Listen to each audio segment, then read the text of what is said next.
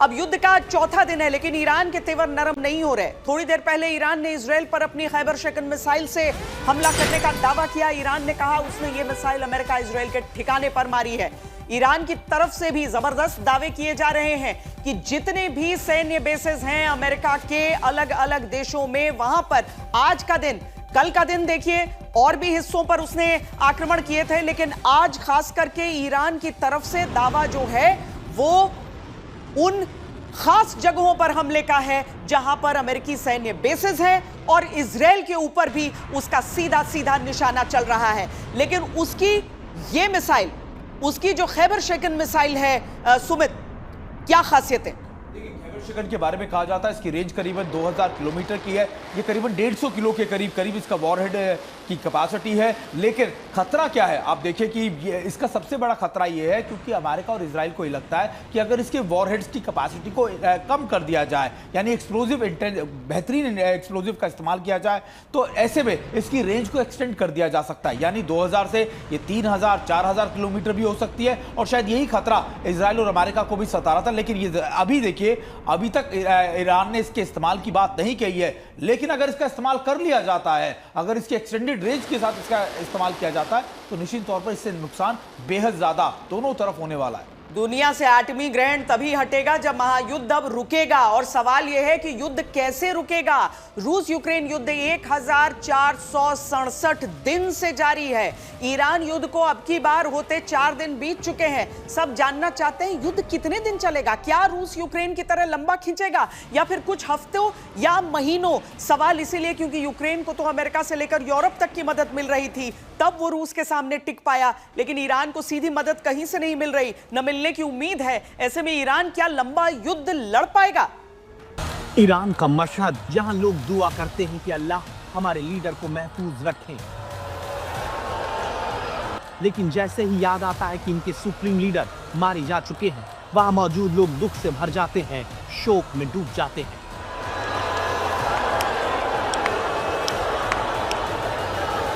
इसी शोक की लहर से खबरदार करता सवाल आता है, क्या ईरान और अमेरिका इजराइल युद्ध अब लंबा चलने वाला है?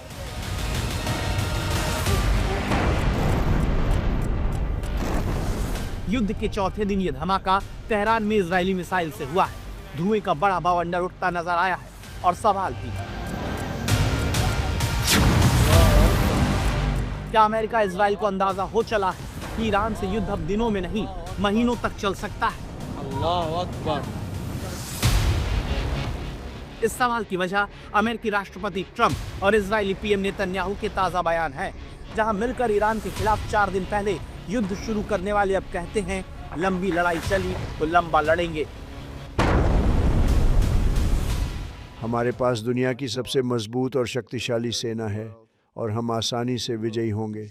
हम पहले से ही अपने अनुमान से काफ़ी आगे चल रहे हैं, लेकिन समय चाहे जो भी हो, कोई फ़र्क नहीं पड़ता। चाहे कुछ भी हो जाए, हम हमेशा, और हमने किया भी है, शुरुआत से ही हमने 4 से 5 सप्ताह का अनुमान लगाया था, लेकिन हमारे पास इससे कहीं अधिक समय तक चलने की क्षमता है। हम इसे कर लेंगे, चाहे कुछ भी हो। आज किसी ने कहा, अगर राष्ट्रपति इसे बहुत जल्दी करना चाहते हैं तो उसके बाद वो ऊब जाएंगे। मैं नहीं ऊबता, इसमें कुछ भी उबाऊ नहीं है। क्या आप इससे सहमत हैं, पीट? मुझे नहीं लगता कि इसमें कुछ भी उबाऊ है। क्यों जनरल? मुझे लगता है कि इसमें कुछ भी उबाऊ नहीं है।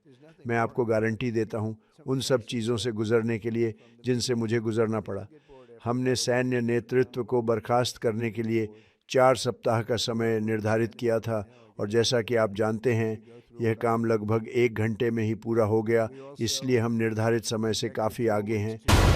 ट्रंप 4 से 5 हफ्ते की बात करते हैं, ये बताते हुए कि लंबा भी लड़ लेंगे, लेकिन नेतन्याहू कहते हैं इस युद्ध में रूस और यूक्रेन की तरह वर्षों नहीं लगेंगे। युद्ध लंबा चलेगा तो क्या ईरान में जिस तरह से 150 से ज्यादा बच्चे स्कूल पर हमले के बाद मारे गए, जिनके शोक में हजारों लोग यहाँ पर जुटते हैं, क्या ऐसा ही भयानक मंजर ईरान में और दिखता रहेगा?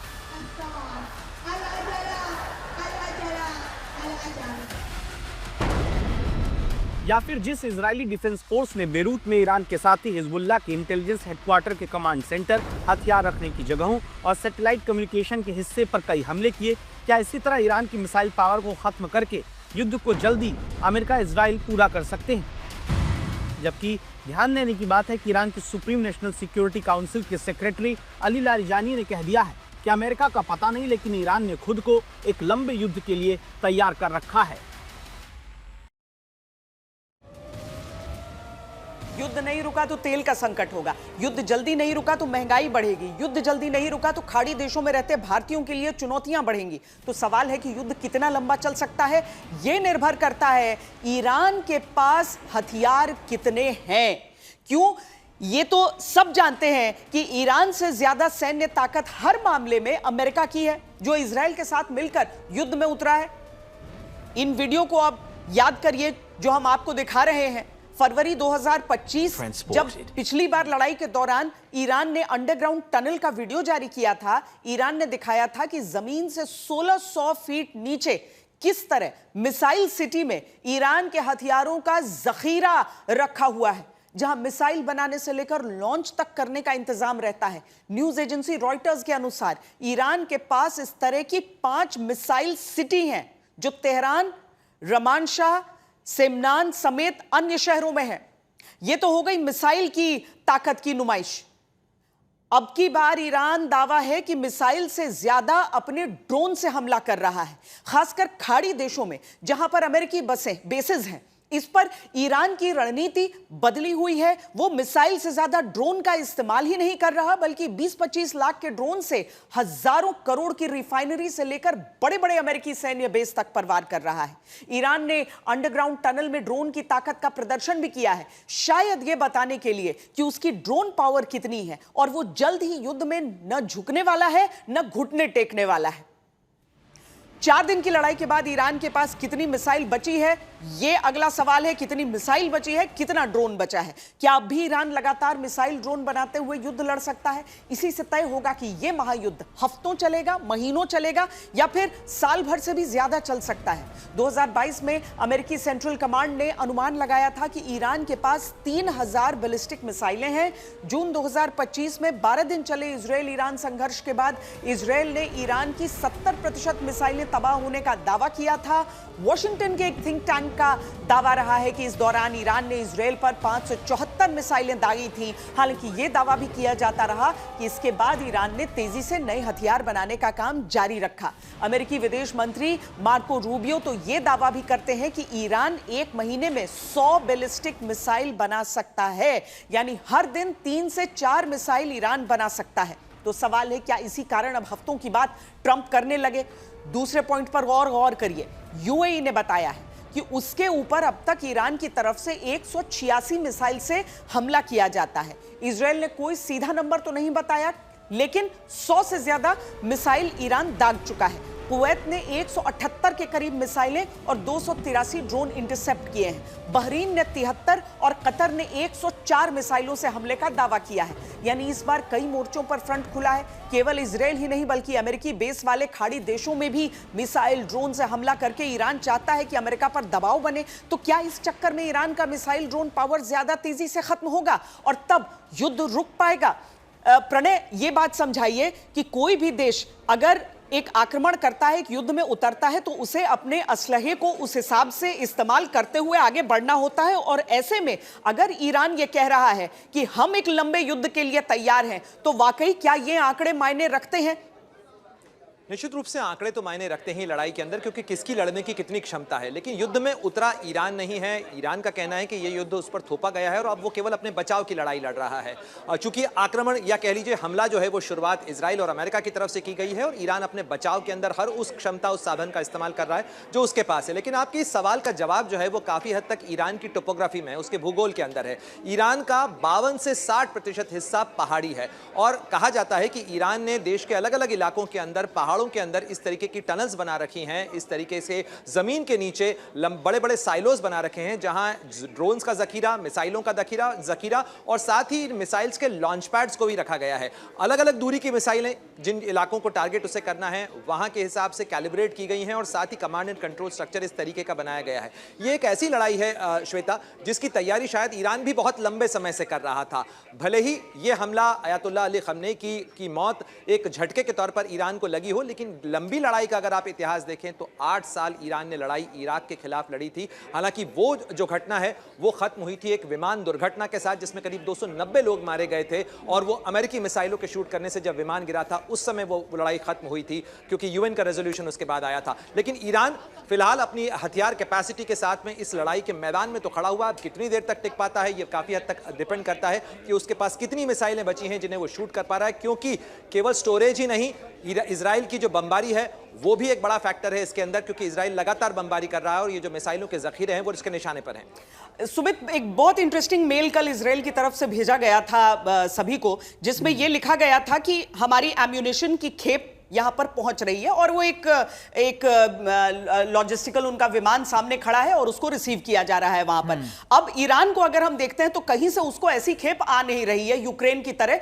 प्रोडक्शन करने की जो उसकी अपनी कैपेसिटी है वो उसको कितना स्केल अप कर सकता है अगर वो एक लंबा युद्ध लड़ना चाहता है। देखिए अभी तो स्केल अप करने का कोई, आप कह सकते हैं, कोई सीन नजर नहीं आता, क्योंकि देखिए अभी पूरा ही देश इस समय वॉर में है, लगातार हर जगहों पर अटैक किए जा रहे हैं, और ऐसे में अगर आप कहीं प्रोडक्शन करते हैं, मैन्युफैक्चरिंग करते हैं तो और वहां पर अटैक हो जाता है तो निश्चित तौर पर आपकी सारी मेहनत खराब हो जाती है। तो ये सिर्फ समय होता है स्टॉकिंग का। आपको साइलोज के अंदर अपने आर्म्स एंड एम्यूनिशंस रखने होते हैं, आपको रसद बचा के रखनी होती है, आपको अपने कमांडर्स को बचा के रखना होता है ऐसे में, क्योंकि अगर आपको पता है कि देखिए सामने वाला बहुत बड़े अटैक्स करेगा तो आपको जवाब तो देना ही पड़ेगा। तो ऐसे में अपने कुछ रिसोर्सेज को आप हमेशा रिजर्व रखते हैं, बचा कर रखते हैं और छुपा कर रखते हैं। अभी क्या हो रहा है देखिए, जिस तरीके से प्रणय भी बता रहे थे, इस समय का जो मॉडर्न वॉरफेयर है, पहले जब हम 8 साल का जो युद्ध चला था इराक और ईरान के अंदर, वो एक कन्वेंशनल वॉरफेयर था। आर्टिलरी का इस्तेमाल बहुत ज्यादा होता था, टैंक का इस्तेमाल, इन्फेंट्री का। लेकिन अब मॉडर्न वॉरफेयर के अंदर सबसे बड़ी बात जो हुई है, चेंजेस हुई है, वो है ड्रोन वॉरफेयर के अंदर। बहुत कॉस्ट इफेक्टिव है, एक ड्रोन जाता है किसी भी एक लोकेशन को टारगेट करता है और ऐसी लोकेशंस पे ज्यादा विध्वंसक नजारे भी दिखते हैं। तो ऐसे में, और मिसाइल भी आप दागते हैं, तो ऐसे में ईरान के लिए सबसे सटीक इस समय का है कि मल्टीपल लोकेशन से लगातार इस तरीके के ड्रोन्स को भेजा जा सके, लगातार अमेरिका की आप कह सकते हैं उनके कॉन्सुलेट हो, उनके बेसिस हो, उन पर अटैक किया जा सके, या फिर आपको जब बड़े अटैक्स करने हो, जब आपको इजराइल के बड़े इलाकों में, तेल अवीव हो, बेरशेवा हो, या फिर बड़े इकोनॉमिक जोन्स पर अटैक करने हो, तब आप मिसाइल्स का इस्तेमाल कीजिए। तो ये स्ट्रैटेजीज में बदलाव जरूर हुआ है और ये लंबा चल सकता है। हमने रूस और यूक्रेन में सबसे ज्यादा चीजें क्या देखी है, देखिए आमने सामने की लड़ाई भले ही कम हुई है, लेकिन ड्रोन वॉरफेयर ने मॉस्को तक यूक्रेन को यह हिम्मत दे दी कि उसने यूक्रेन ने मॉस्को तक अटैक कर दिया, और वो भी तब जहां पर रूस के पास सबसे अत्याधुनिक, यानी वो सबसे बड़ा शहर जहां जो बिल्कुल सीमा से अलग हटकर है, वहां तक वो लड़ाई पहुंच गई थी।